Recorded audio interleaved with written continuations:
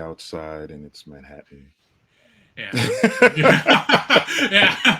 Right? Very cozy cafe. I Yes. guess I can just sort of wait a couple, like maybe a minute or two to let people get in. I'm actually not uh, looking at it. But hello, everyone. We will start just very shortly. I'll give it like a minute or two. Mhm.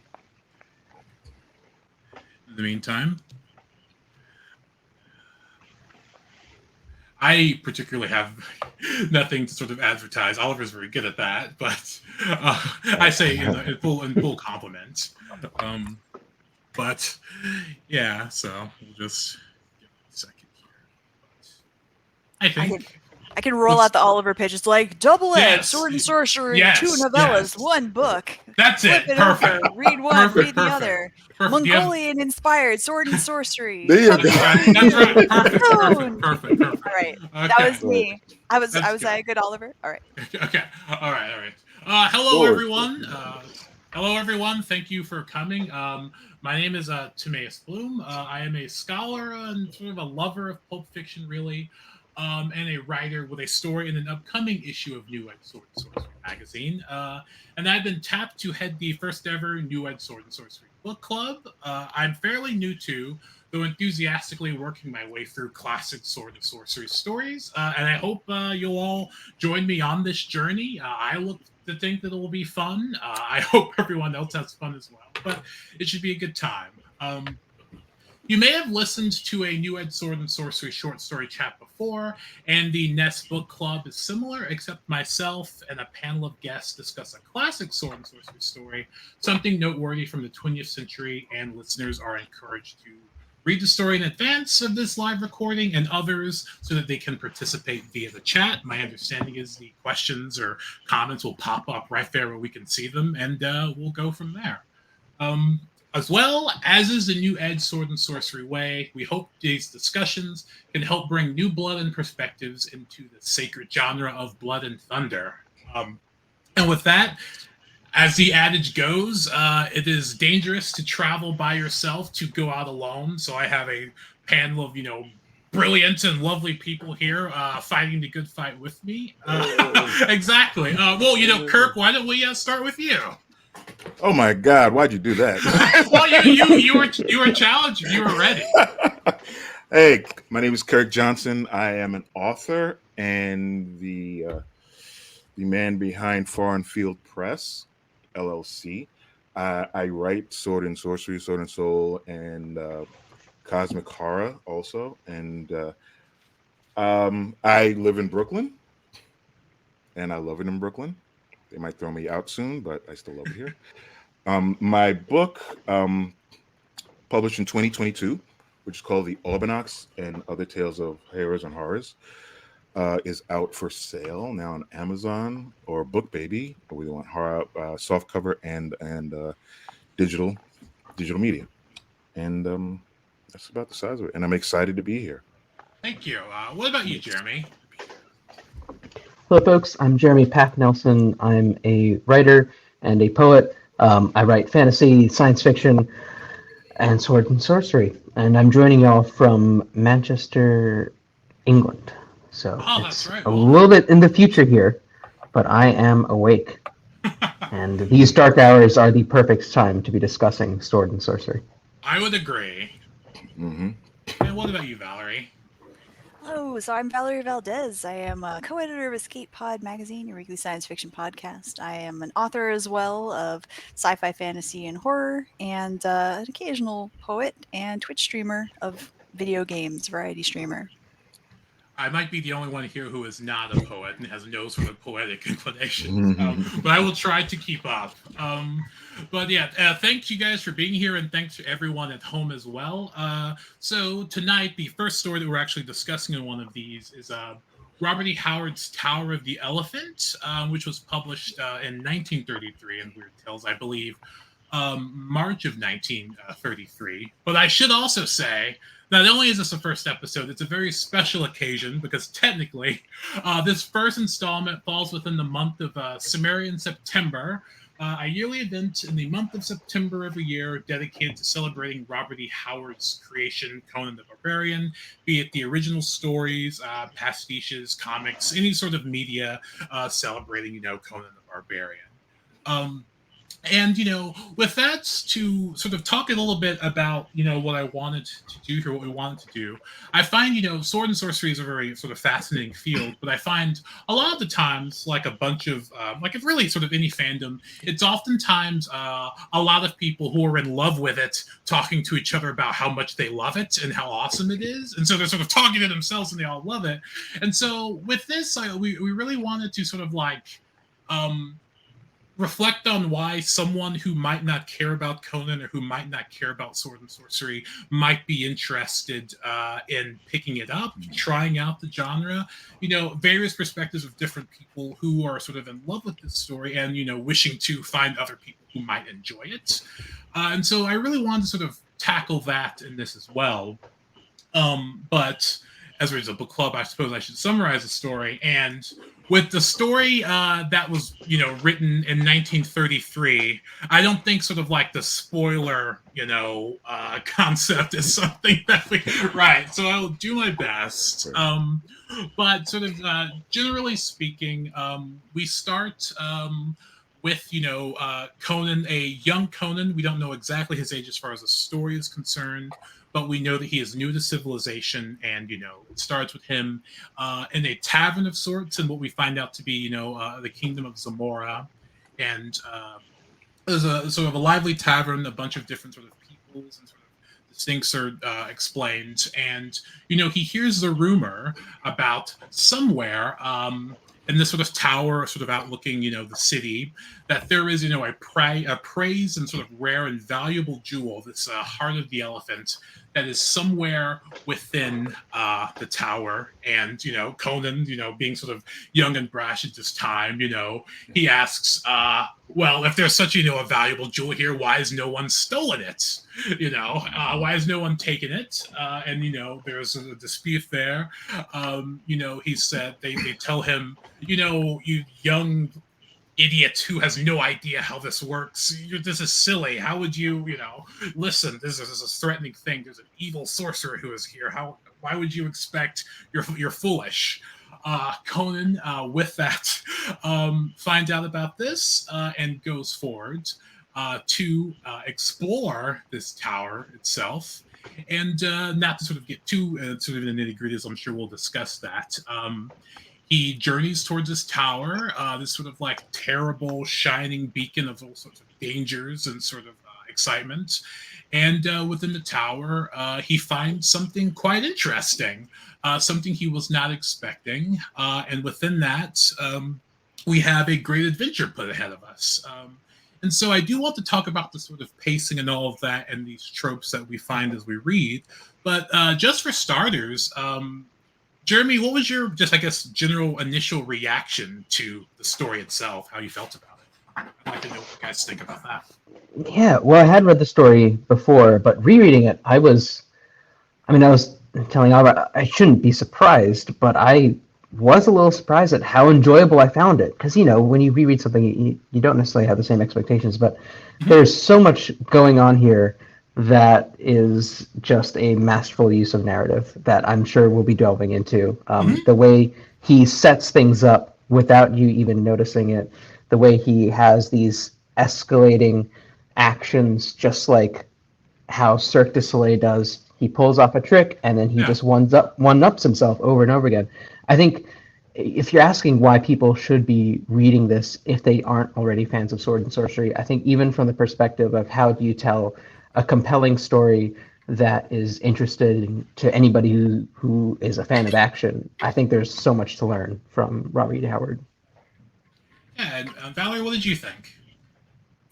Yeah, I mean, it's a pretty solid classical sort of 3-act structure. You've got chapter 1, chapter 2, chapter 3. It's literally split up for you very, very easily, very clear lines of demarcation there. And it aligns pretty well. I mean, it starts out in a way that for those of us who are not fully enmeshed in Source and Sorcery and haven't kind of been raised reading it, haven't made our way through the full canon available to us, a lot of us probably will well, align it to D&D almost. You're Yeah. starting out getting a quest in a tavern. Absolutely. Right? What's more tropey than that, you know? Exactly. And so at the time, of course, this was not a trope yet. And so it's fun to experience kind of one of the genesises, I'm sure that's a real plural, of that kind of getting a quest in a tavern thing that to us these days is now a trope. And then it slides very quickly into a very kind of, again, classic now to us heist narrative. We're going to break into the place, we are going to steal the MacGuffin, and then we are going to get out alive. And yet, and yet, it of course is not as simple as that. And then the third act is basically, here is a new revelation of information. How does that recontextualize the experience? How does that change the quest? And then, of course, what comes of it at the end? Yeah, and I think it's sort of I think you both are right in that it was really masterfully done. You can just sort of like see it sort of like write itself in a way. Again, Kirk, what did you think? Oh, you're muted. Yes, I agree with Valerie. In terms of it, a perfect 3-act structure kind of setup, and I, when I'm reading, usually I kind of play it out as a short film in my head, and the anticipation of the heist, the them creeping through the garden and getting into bad guy 1, bad guy 2, also very much like D&D or even a video game.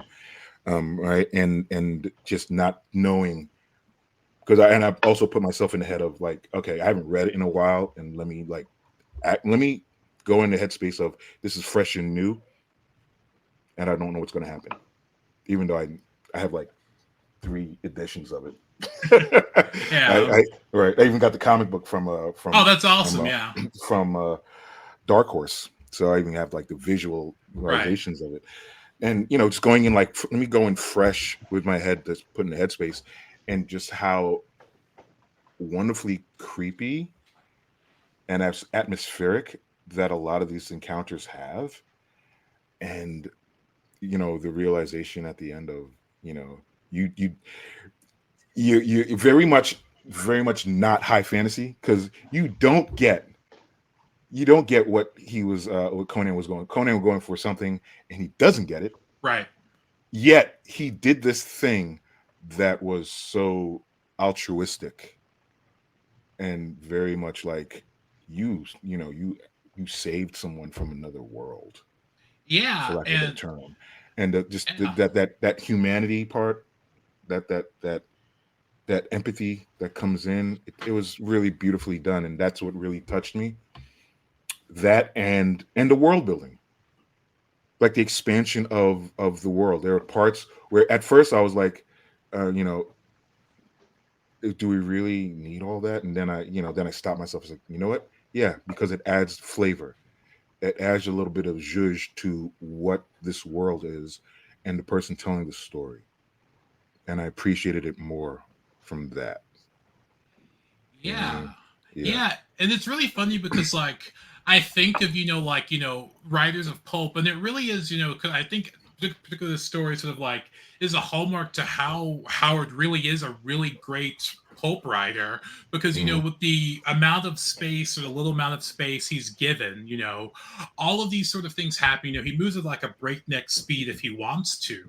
But at the same time, with this space, you get a bit of that world building. But you also, I think, my 2 sort of favorite parts of it is that you meet 2 particular characters. Torres, the sort of Prince of Thieves, who is famous himself, who is not around for a very long time in the story, but he's a very sort of interesting character who is really compelling. And I was thinking, I think a lot of stories could have been written about just this guy and the things that he's done and his history, and then the really cool sort of otherworldly sort of nature at the end. It comes out, it's handled very well, and just not a, I guess maybe sort of small like novelette like.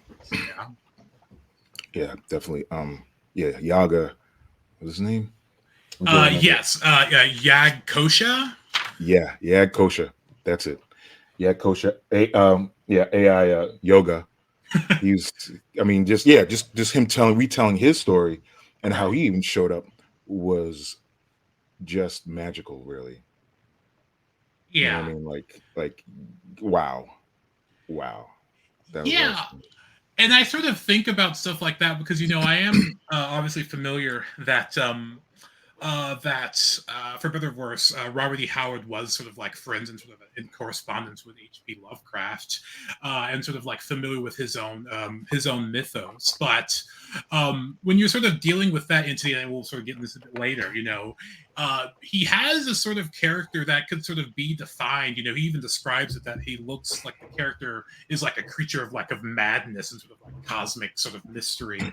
But it's a very and you speak about Conan too, it's a very sort of empathetic character. You meet the character initially, and you're very sort of concerned and sort of, I don't know, pity is the right word, but I know Conan does pity him. You see this being, and yeah, you feel for it in a way that I don't, Lovecraft intended to do or wanted to do, dealing with the things that he was sort of placing forth, and putting out there. So this is, and also with that, just sort of briefly, because at the end he comes across this sort of like other world, sort of from this otherworldly being from outer space, a creature that, unlike one that is here to sort of like torment mankind, a creature that is how it is because this creature itself was tormented by mankind. And I think that's sort of a really fascinating way to sort of do it. But what were some of those like sort of famous tropes of yours? Because we all sort of like mentioned how it sort of really much plays like a D&D campaign. Are there any things like that you sort of take with you and affect your own work? Well, I think what you were saying about how he takes this monstrous figure and asks us to empathize with it is already this inversion has become a bit of a trope now, but I think there's something so, not only generous about it, but Howard is relentlessly inverting his expectations that he set early in the story, because in the tavern we were told like everybody knows what the secret of the Tower of the Elephant is. Like, it's obviously this gem. Like, that's clearly what it is. Of course, that's not what it is, right? And we are given these this setup of anticipation, like Kirk said. The first time Conan exacts violence, we don't see it. It's darkness, and he's just building anticipation. And then the first person is slain, a human, and then we get a lion. So we're kind of going up the hierarchy of the weird, and then we get this monstrous spider. But Conan doesn't kill any of these with his sword on screen. Like, he fells the lion with a blow that we realize in retrospect. The only person we see him kill with his sword on screen is Yoga. Right. The act of mercy that he's granting. And that's like a fundamental inversion of what you expect this barbarian to be, right? And I guess that's one of the tropes. Like, this character is blessed by his naivete, and that's such an interesting character trait to play with even now. Yeah. We get the sense over and over in the story that he's almost more lucky than anything else. Like, Taurus went first, but if Conan had gone first, he would be the one who had died. And with the spider, it was also kind of luck got him into the right place at the right time. And his kindness was then what ended up getting him where he needed to be in the end. But his luck got him out alive as the building is like collapsing around him. And so we do have this sense of like, yeah, it's not that he isn't competent, it's not that he doesn't have mad skills, but definitely there is that element of, if the dice rolled differently, this would be a different story. Yeah. And to add to that, it's luck, and also it's almost like a virtue, because he's trusting of Taurus, right? He thinks like, maybe I'm being lied to and I'm being set up, but I'm just going to trust this guy, and it pays off. He's like, I don't know if I'm going to listen to what this frightening elephant alien is telling me, but I'm just going to go with it. And yet, like, his almost a kind of goodness is what lets him survive. Right.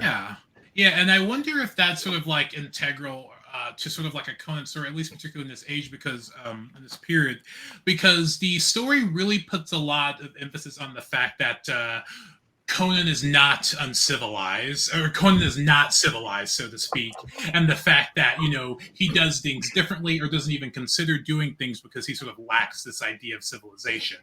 There's a sort of the famous line about like I can remember this courteous line is a very sort of famed line when he's in the in the tavern, and the idea that these sort of people in the tavern are laughing at him, but he has no idea why they would laugh at him because he hasn't been sort of in society enough to understand why something would be so funny. Right. And this is a society that is set up to be very much like the decadent, evil, bad thing. Absolutely, and absolutely. So this is again a trope that we now are familiar with: the idea of society equals bad. Actually, yep. Yeah. In the same way that we later will get eras of technology equals bad, actually, and nature equals good. And so this is one where society, civilization equals bad, and the essentially like noble savage equals good. And it's something that is again now familiar to us because we have seen it over and over, especially in Conan stories. But it's something that at the time it came out of maybe like Burroughs and stuff like that. Your Tarzan would have been your precursor to this, and this manifests in this very specific way in this story, in which we see his sort of inherent nobility. Yeah, Robert wrote to here, agree on the naive aspect. Conan was completely unprepared for the weird dangers in the tower, but he's young and he's more cynical in later tales. Yeah, and I think something like that is probably why, obviously everyone wants to be the first to do something second. So, you can read that, once the sort of, significance of Conan came about, there are a lot of different people who are trying to write their own sort of like berserker sort of noble savage stories.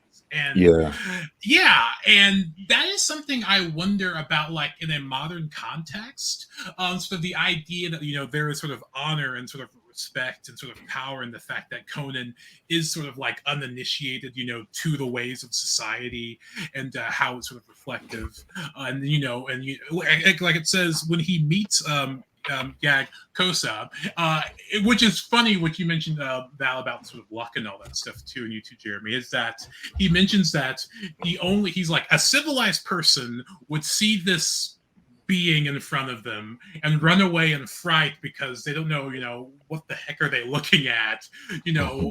A standard person would run away terrified. And then Conan was like, the only thing I can trust is my senses. And so, I see this being and why would I run away from it? And so like this sort of sense, he's sort of brash and, he's youthful and he does things sort of very sort of straightforward without sort of like I guess sort of like being bogged down with sort of this sort of concept that civilization might sort of like give on us. And so and I wonder, is that sort of a hallmark of sword and sorcery that is almost crucial to these stories, you think? That the dichotomy between civilization and barbarism? Yeah, of course. Yeah, that that's a good question. I think there's a recurring conversation in the classic stories, almost like a morality play of these different cultures that represent these elements of our societies today in ways that sometimes can be, eyebrow raising, like with the Shemites, for example. Absolutely, yeah. So I think you could say that it's a hallmark that these stories are concerned with, like, does a society say something about its people or affect its people in some essential way that maybe we can remove from ethnicity and say it's more cultural. But I think that it's definitely a concern. Yeah. That maybe now we try to remove from, conversations that lead to eugenics. Yeah, absolutely. And obviously when you're reading sort of stories that are of a certain time or a period or sort of anything like that, whatever you read, these are things that you have to I sort of think about it as sort of a warning in a sense to sort of enrich the conversation, because obviously these stories are enjoyable. They can be fun. They can be quite fun. They're adventurous. There's a lot sort of in there to sort of make you sort of, maybe even think, but a lot to keep you entertained. But, one part of it, particularly if you're reading stuff like this, yeah, like you said, the Shemite thing, you might come across something that is, incredibly, I guess, problematic for, certainly, for lack of a better word. Yeah. The yellow priest of Kitai. Yeah, of course. The dark-skinned, dark kinds of Morans who are all evil. Yeah, absolutely. And dusky Stygians. Yeah. Oh my. Yeah. So, I think what I found interesting about all of that, by the way, and it does occur over and over in this story, but it actually felt so weirdly disposable whenever it happened. Like it was like an aside, like, yeah, okay, all of this, all that, describing the tavern, describing the people, they're all immoral and corrupt, and they're drunk and doing naughty things and knifing each other in alleys. This place is terrible, sick. And then suddenly, like, a random racism, and I'm like, dude, that actually didn't even need to be there. Like, you already did all the work. We didn't need that. It is the epitome of casually just sort of inserted. I think that's exactly right. The 1930s. Yeah, because it mentions that Conan. Well, I don't know. I sort of even, this is sort of off the side, but I sort of even wonder if what Conan saw in the temple was in fact something with the head of an elephant, because Conan says that he's never seen an elephant before.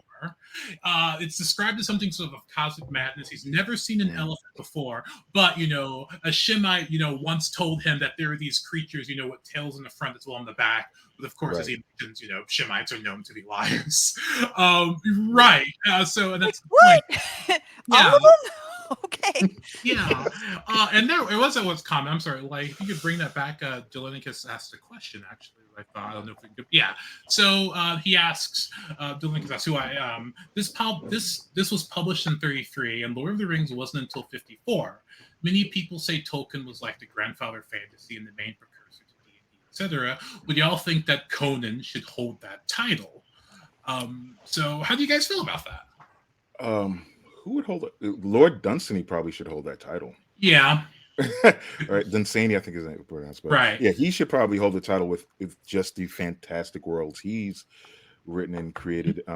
Because some people say it's all coming from mythology and Irish mythology, and that's his influence.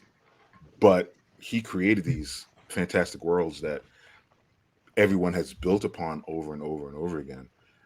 Not and I guess the real difference for me would be all right, what's fantasy and what's mythology? It's fantasy is shit you don't actually believe exists and you created off the speak for yourself, Kirk. Like, speak for yourself, right? I'm sorry, and like nobody believes in Zeus anymore. But all that Greek tales and Norse tales, once upon a time, that was religion. Lord Dunsany is mythology. It's fantasy. So I think to answer your question, Dunsany should probably hold that title when people realize, because no one's made any movies or animations on Dunsany's work yet. Right. So no, that's why, yeah, I think that's why Tolkien has gotten that title. D&D, I mean, it's kind of an interesting syncretic mix of all these. Like we have this whole evolutionary tree of fantasy, and some of that gets distilled in appendix, and we can see it works. I think you get a lot of almost like the morality of Tolkien married to some of these older tropes, and then that gives us some of the structure that we associate with D&D today. But yeah, I agree with Kirk. What Kirk said, like the source material out there is so much richer than what we have filtered down thanks to the popularity of D&D and associated properties like the Forgotten Realms books, which are one of the big ways I got into fantasy. Same, when I was younger. Absolutely the same. Yeah. And because I would think, even before I knew, what sword and sorcery was, I was familiar with sort of D&D and Dritz and the Underdark and all of that stuff. Right. So, and I think, and that's probably a really interesting thing to bring up about, people sort of like being involved and why they might be interested, there are tons of people who who've probably read those sort of like old sort of Forgotten Realms books or Dragonlance books or what have you, who are experiencing these heavily influenced, for the lack of a better words, with like sword and sorcery stories, really, oftentimes enough, who don't really, know what they're experiencing, or they know what they're experiencing, but they don't actually have, the background to that stuff, which I think was, sort of very fascinating. As we mentioned, I'm sure there must be, a Tower of the Elephant, session or something that could be run. There's something that was inspired, because it pretty much almost exactly runs like what would be, standard almost D&D you campaign. can run Of course, that. You can run that, absolutely. I mean, again, as we've already laid out, it's like, here's your first encounter, here's your trap encounter, here's like you can almost map out the various roles you're going to have people make along the way as they progress through this building, essentially, and the outside of the building to the inside of the building until finding the revelation, and then you would have your players deciding, what are you going to do with the elephant? Like, are you going to save him? Are you not going to save him? Right. Okay. Like, I think the worst part about D&D, I think, really is like people have this cliche idea of what a barbarian is, Mm-hmm. and then and I've played D&D with a couple of cats and who played barbarians, and I know them motherfuckers would kill them. They'd see this sad and tortured otherworldly being in manacles. And the dungeon master would be like, so what do you want to do? And everybody would like, we should probably talk to it, see how it's doing. And the barbarian would be like, just kill it. Exactly. Right? Yeah. As opposed to the original, the guy who started the idea of the barbarian went up and helped him. Yeah. And, and literally aided him in gaining his revenge, his get back. That, and I find that's just really the funniest part of. I think that's the a product D&D of our trope. times. Yeah, is that we now are conditioned to expect that a situation like that is actually probably fake, right? Like, this is a feint, this is a lie, this fellow is trying to trick us. Right. We're going to release him, and then turns out he was in prison here because he was evil all along. I think that's fair. Like, yeah. that again, it goes back to tropes, right? And what we've come to expect and what we're familiar with. And so it almost is kind of a 50-50 split this one. The fact that there wasn't a twist there, the fact that he genuinely was trapped, Conan genuinely needed to help him and did so, and it turned out for the best for everyone involved, except for Conan, who I guess didn't get anything out of it except a story to tell. But But that said, he got out alive. Yeah, and like it's really interesting. Like, I think Kirk had mentioned, he like you both mentioned, he comes in and he leaves with nothing. He just has this broadsword, the sandals, and the loincloth that he walked in. Will anyone believe him? Will anyone Who would ever believe him? Yeah. That is. Valerie brings up a good point of something that I guess we should talk about as an element of sword and sorcery, which is, what does it mean to be the protagonist of the story? And how, like, it's not about getting all the glory and getting the magic sword and winning all your battles, right? It's just like surviving and making it through this really weird world that you happen to be landing in. Right. Yeah, and that's a really good point, because and I don't want to sort of get us too in the weeds because we'd be forever, because people mention how does something like sword and sorcery differ from something sort of like high fantasy, so that's or even grimdark. Or even grimdark, yeah. And so and I really, and that's a good point to mention that and I find that really exciting. I've always found that really interesting, these sort of, and why I think it sort of works really well in like the short, sort of like the novella form. These particular sort of like, oftentimes we see that this is a situation where the world is brutal and life is brutal, but these sort of like snapshots or sort of vignettes of what it means to sort of get by. In this case, Conan is a thief. And he sort of gives himself a job to sort of do this one particular incident. He's not, he has no intentions of saving the world or anything like that. He's just sort of trying to sort of get by, and he has an adventure ahead of him.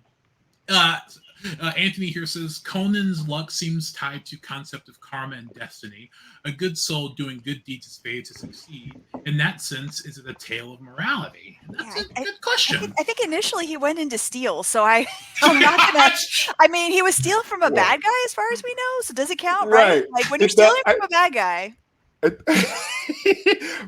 You know what? Fair point. Living in the 21st century, if we sat here devising a heist to steal from the Trump Tower. Of course. Yeah, it's like, is this leverage actually? I'm just saying. I mean, you know, we always get wait, we was reading it and they talk about the mall in Zamora. I thought of it as a city state that's in disrepair. Mm-hmm. That people are, at night, people don't come out at night, which is 1970, 1980s New York City. Right, you don't want to come out at night. You're kind of scared. So the environment is already there. That's not very conducive to a healthy lifestyle. And then you have this gleaming silver tower with gems sparkling at night, and it's such ridiculous opulence. Yeah, it's moral around from them. Yeah, and I think that's a morality too. And who is that guy helping, right? Redistribute the wealth. I'm just saying. And on top of that, he kills like a slaver. Yeah, I think that's absolutely a good point. Right, Yeah. a sex slaver. For all intents and purposes, the dude is a sex slaver. Kill it. Yeah, kill that cat. Which going back to that, one of these sort of standard, one of the things that I've oftentimes come across and sort of exploring sword and sorcery myself, that you guys can sort of talk about, briefly mention, is that this idea that at least magic is oftentimes malignant, it is oftentimes evil, it is oftentimes and these are sort of used as something for self-gain, or oftentimes sort of seen as sort of like sort of black shrouded priests and that sort of thing. And yeah, there is no sort of crossing ideas or paths on what the sorcerer wizard Yara has done, what he is doing. It mentions that he's under sort of like the threat, or he's sort of, the king is sort of threatened by him. Sort of like lords over everyone, and so yeah, it's really interesting to see those tropes in play. And with that, I wanted to sort of like talk about something else. I think we've sort of briefly mentioned that it's sort of integral, and that is Robert E. Howard, particularly in this story, his way of writing, his prose, and his style, and how that sort of pushes the story forward, and how that sort of works in sort of like defining how sword and sorcery has come to us. Because there's vivid description there, and I feel as though it's almost like, you think of someone sort of like telling sort of tall tales, or I've even heard that the concept is like these stories are like stories that Conan might have told to someone secondhand, and you're sort of like hearing these tales and what happened to Conan. And I think he's really good at sort of like matching the scene to his prose. Like when he's fighting the spider and stuff, it felt very frantic and all over the place and sort of, and but also when he's dealing with Yad Kosh, it's sort of like very sort of like slow and sort of introspective. And so yeah, I'd like to know what you guys really feel about the writing, and if that sort of spoke to you, and if that's something people emulated for a reason. Jeremy, do you have anything, or not particularly? Yeah, I think what stands out to me is what he chooses to describe and what he doesn't choose to describe. And he's so good at giving you a sense of the action without telling you what the actions are.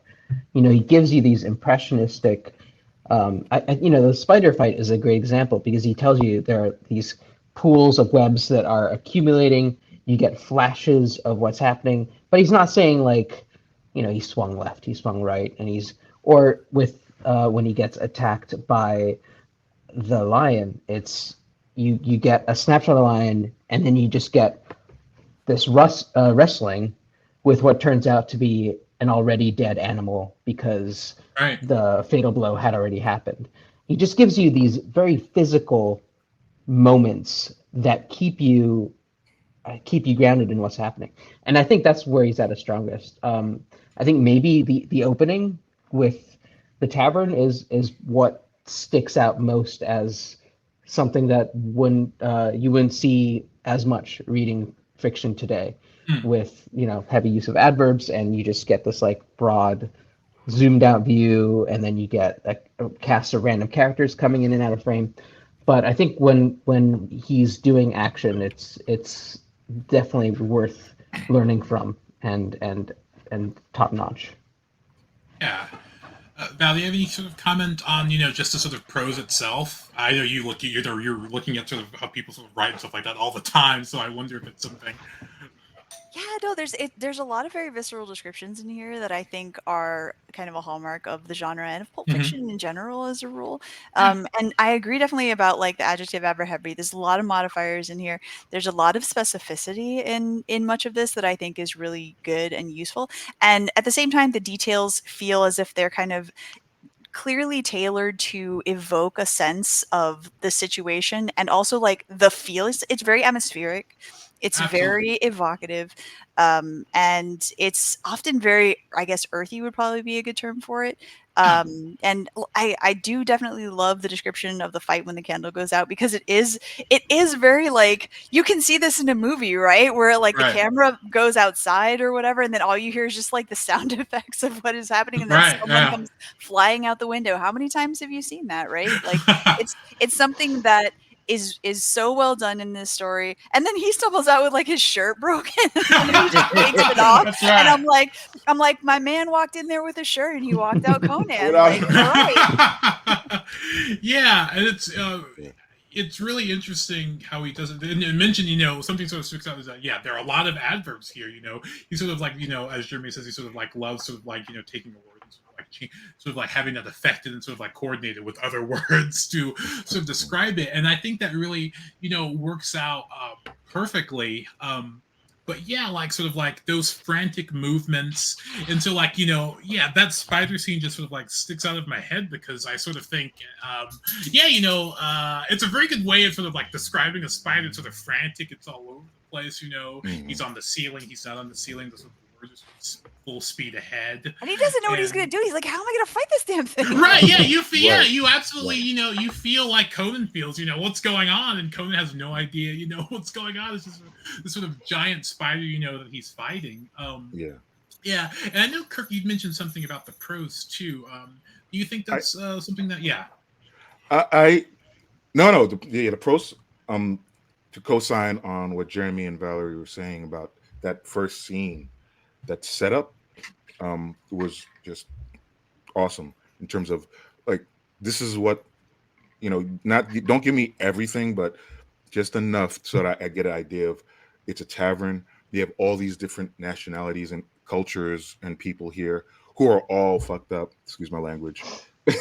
Right? They're in the mall, so they're not great people, but you have all this humanity going on.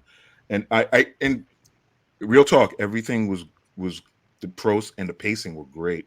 And but there's a point where it started to feel like some of it, like I had a thing when he gets into the chamber with Yoga, and Yoga tells him the story and everything, and then he tells him, the jewel is over there.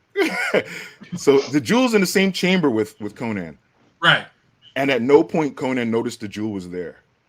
Yeah, that's he was it. real distracted by the elephant guy. I mean, the thing is, I understand, but I kind of feel like you kind of walk in and you get this.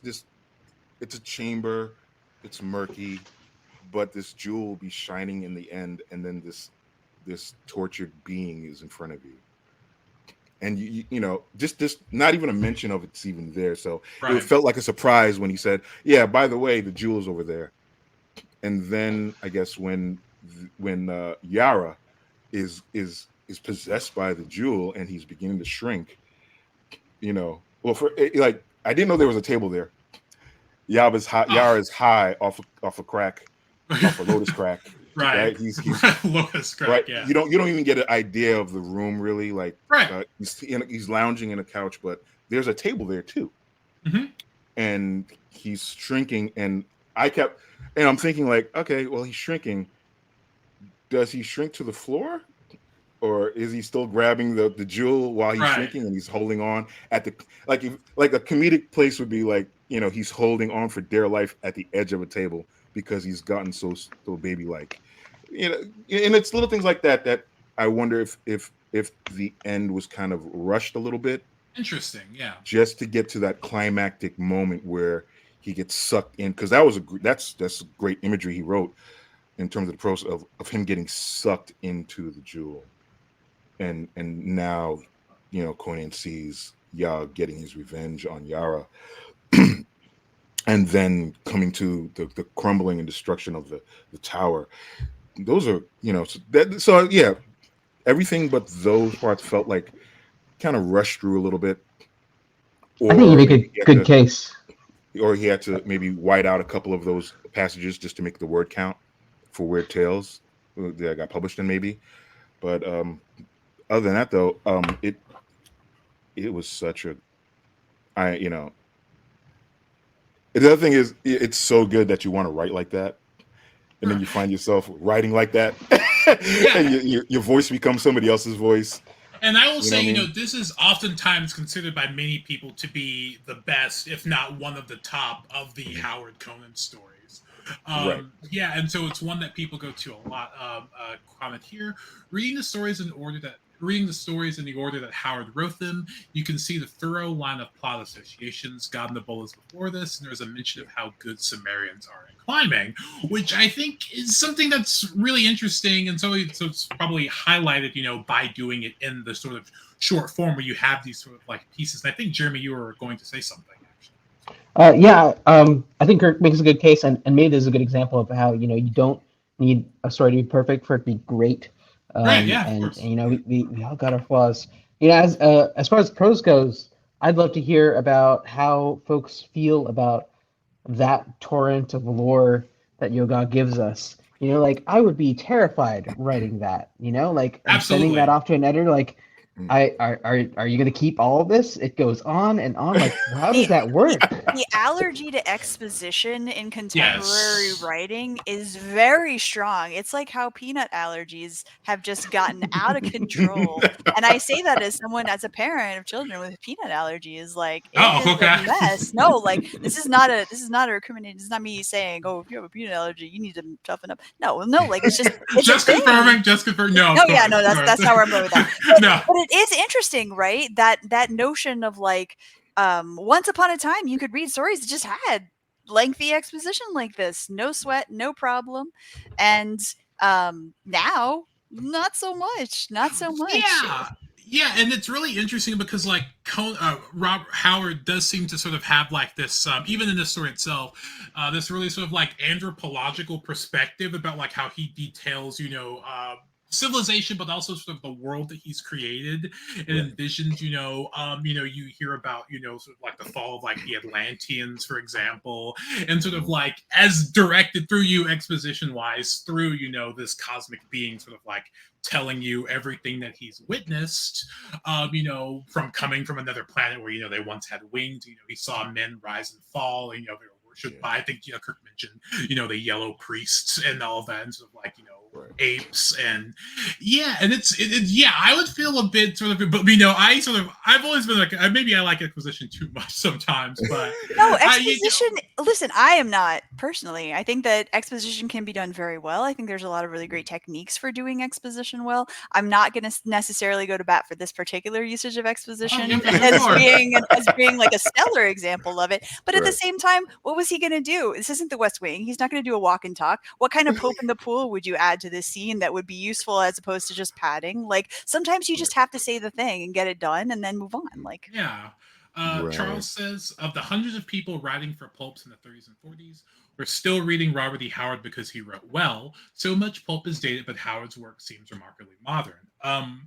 Which, you know, is something that sort of stands close to me about, you know, why I thought this book club was a very interesting thing to do, because, you know, obviously people say classics are classics for a reason, but, you know, I think particularly when it comes to sort of new edge, this sort of like blending of sort of like sort of classic sort of ideas and sort of like classic concepts that make them classic, but also, you know, within sort of a modern context, almost, you know, as if you're sort of like looking to the future to where, you know, sword and sorcery itself from like the beginning was something that theoretically could have sort of like been open and sort of like free of sort of like the confines, that make it something to where there hasn't been, the kind of representation that we might see today.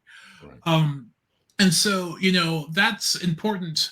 I think to me, sort of like when you're sort of looking at this stuff and, going back to why someone who isn't a fan of sword and sorcery, who might not have any idea what Conan is, why might they read it? And, I think for the easiest thing to say is it's a really good story, Mhm. And like Jeremy said, something can be great but still have flaws, right?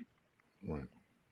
Yeah. And so I find that sort of, very interesting. And we've talked about something that we should get to about just sort of why, Conan still stands, the test of time and stuff, is that there is that that empathy and compassion, that he shows. And, you mentioned, if you're playing in your D&D campaign, they might kill. But yeah, that is something I think that sort of, stands the test of time. And, when it comes to sort of like, world building, and there is a sort of idea of like a potential light and sort of like the darkness of like an unfair, unjust society. That yeah. I mean, yeah. If you're gonna if we're gonna sell this to the new generation of readers, um, that's a good place to start, I guess. The unfairness of life and still having the courage and temerity to keep going and to keep striving. In terms of your morality being as gray as you can be, Yeah, of course, but still, but still, like you have your people on high, and you got the people down low. And I think part of the thing about sword and sorcery is, and I spoke to remember Oliver about this, is that your protagonists mostly are people in the lower rungs of society, those on the edges of society, those who are not considered the normals,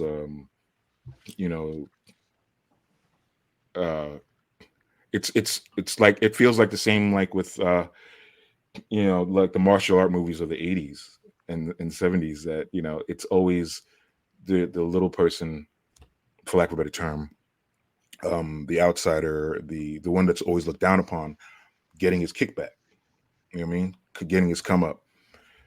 And that's, I think, a lot of sword and sorcery, I think why Conan in particular kind of resonates, aside from the excitement and the energy of the adventure and the prose, is that concept that this is an outsider who's doing what he needs to do to not just survive but to also thrive, become a king. You know what I mean? It's the American dream. Right? It's kind of like the American dream, but out and still being with the idea of not being corrupted by your success, right? Not becoming the asshole, not becoming corrupted. And I think that's a story that a lot of people write nowadays. Even in anime, you have it in anime, with mixed in with the melodrama and that.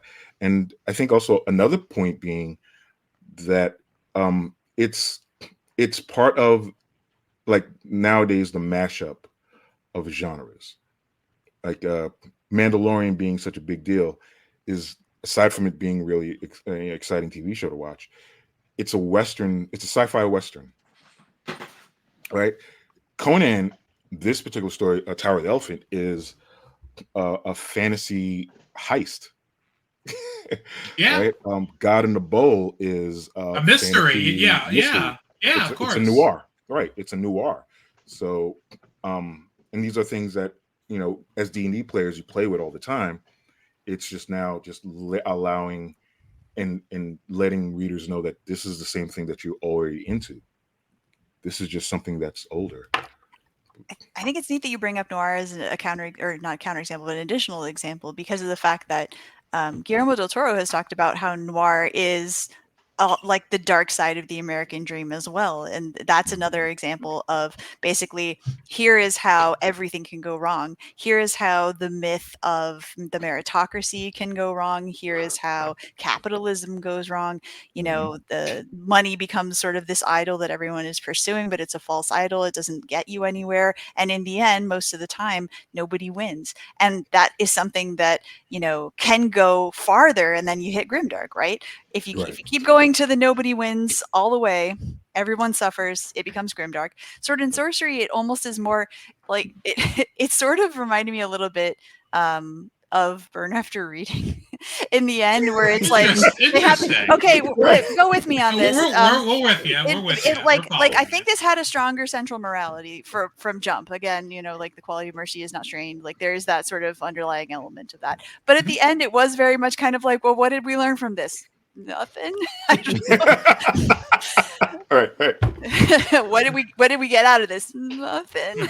Literally what we came in with. What just sword and our loincloth. A lot of things happened, and now we're just walking away, and I guess that's good enough. Yeah. Thor says Conan stands the test of time for much the same reason Lord of the Rings does. So much of the genre afterwards is people riffing it off one way or another, which I'm sure, there's truth to that. You know, everyone wants to be the first to do something second, as I said earlier. But that's why the sort of the cream, I think it's a classic for a reason, and sort of we remember it because the character of Conan, that we're given, this sort of, particularly in this story, this sort of like new, sort of like empathetic, sort of like wet behind the ears, sort of hero, for lack of a better word. But yeah, Jeremy, I'm sorry, you're about to say something. Yeah, well, I mean, first of all, I absolutely agree with what Valerie and Kirk said.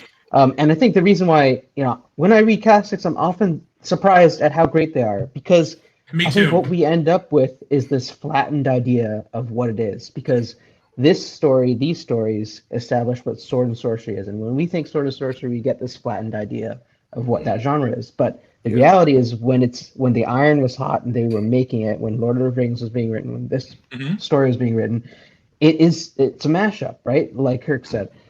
And not only we have a mashup of storylines, this is the story that has that dash of cosmic horror where we zoom out millennia and millennia, we zoom out beyond this planet. Our scale of what is going on is completely blown away. And we see possibilities and questions. There's so much in this story that is an invitation for us to imagine other possibilities for where the genre can go. And I think that's what makes classics so exciting. They're not the carbon copies or the boilerplate that comes after. They're the prototypes that you can play with. Yeah. And that's something like I have to, because if I don't mention this, I'll sort of like, I'll hate myself, because that's what's sort of important to me, being particularly, a fan of like, sort of like the weird with a capital W, and just sort of like, oftentimes, pulp writing, sort of sword and sorcery, what have you, those sort of like touch on those sort of like weird concepts, those sort of like cosmic undertones or maybe even overtones. And they were significant in this story in a way I was I was unexpecting. It's sort of like thrown in there, this cosmic beast who was like seeing things that you could not, if anything that I could see, your head would explode. That sort of like concept of what I've been and what I've experienced. And I probably should have asked earlier, but the conversation was so lively. But like that has been, I won't even call it a trope, but oftentimes that sort of like slice of the weird in some way, shape, or form, or the fantastical, is oftentimes a hallmark of these classic stories too, right? Right. Yeah, definitely. That it has to. Yeah, I think for me anyway, your sword and sorcery has to have the element of the weird, being the cosmic horror of it, the aspect of it. I still think of like a great idea that not an idea, but a story I read was The Bloodstone by Carl Edward Ragnar, and that has that it was that in I think Dark Skies or Dark Seas, where he has like spaceships in this sword and sorcery world, and they're treated as ancient technology, and it played such a part in the bonkers aspect of this tale going on. it's such a delicious concept to play with. Absolutely, yeah. Yeah. Right? It's like, oh, how do you deal with this in your pre-firearm? You don't even know what a laser is. Right. You don't even know what a phone is. But and you have your hero have to deal with these things, and that I think it has to have a for Sword and Sorcery to be like balls to the wall. You really got to have some of that strangeness to it, whether it be magic or science. It has to be in there, some way, shape, or form.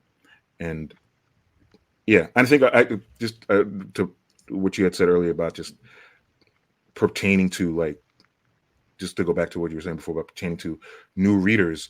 I mean, I think aside, the revitalization, I guess, of Sword and Sorcery, Mm-hmm. right? I think part of it is also how it's packaged. I mean, these stories are written. Conan is a classic, because also just the prose and the stories are great, and they're alive with blood and fury and adventure. But it's also, I think, the packaging. It was written so long ago in the 30s. I saw the covers from the 30s and the 40s, Yeah, absolutely. right? And it doesn't say, and it didn't do as much as Frank Frazetta doing the covers in the 70s and 60s. Certainly, yeah, of course, certainly not. Right? Yeah, right. So let's say you have Conan now with like an anime cover going on now, right? That would do something. And it would have helped if they had like a better movie than the 2019 Conan Cimmerian. Yes. Right? Yeah. Like using the actual stories of the writer and not having to make one up just because you couldn't get the license or something. You use one of the actual stories just to show how diverse and how crazy these stories were and are, and still engaging to you. That's my point. R.I.P. Thulsa Doom. Yes. R.I.P. Yeah. And then, and Val, I think you were going to say something. I sort of just going with the conversation. It's all good. I forgot. I'm sorry, Valerie. I'm sorry. I'm calling you Val. I didn't even ask permission.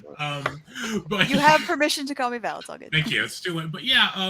But we've already sort of run over, but which I knew was going to happen. In a good way. I mean, in a good way. But yeah, thanks very much for you guys being here. I was really excited to do this, like I said, because as I sort of go through this, I think it's sort of really interesting to be able to sort of talk about these stories and what makes them classics for a reason. Because, obviously New Edge is like putting out new stuff, but at the same point, to go back and look at this older stuff and see, why it's important, how it's come down to us, how it's been filtered or not filtered or what have you. I think that's just sort of really interesting. And, it was significant to me. And, I feel like I always sort of like love to sort of like hear other people's perspectives. So, it's very enjoyable to me. I could, do this for hours, but we don't have radio or internet waves for that long. But if you guys, before I sort of like wrap it up, would like to say, where people can find you. Oh. Yeah. You want us to talk? Yeah, of course. Yeah. So just Where sort of can like you find me? yeah, of course. You can find me on Instagram. Yeah. Under Kirk Johnson or Farfield Press. You can find me on Instagram. You can find me on Facebook at Farfield's Tulane's Farfield. That's the group chat. So come on in, join, talk, start a discussion. I give free reign. Freedom is everything to me. So I should say I apologize if you want people to find you. I suppose I don't want. I was imposing. That's fair. That's fair. That's my fault. I have so much confidence that I will be able to survive anything somebody comes at me. I'm at Brownsville, Brooklyn. 73 East 96th Street. Come check me. If you got beef, come check me. No. Come out, no. Nazis. We're gonna fight. I'm just Oh, saying. no. If you Oh, want no. to come, What a Oh, Jack no. Kirby moment. Like, I'm let's just- you wanna fuck Really, with me? really, Here's really. where I am. Yes. I'm right Hands here. You hear a knock on the door. I'm saying, you want coffee or you want beef? I got both, baby. Coffee or beef. Right. I got both. Val, Jeremy. Go ahead. I'm lurking on the Discords at JPAC Nelson. I'm on New Edge Discord. I'm on Whetstone. Website, jpacnelson.com. Instagram, jpacnelson.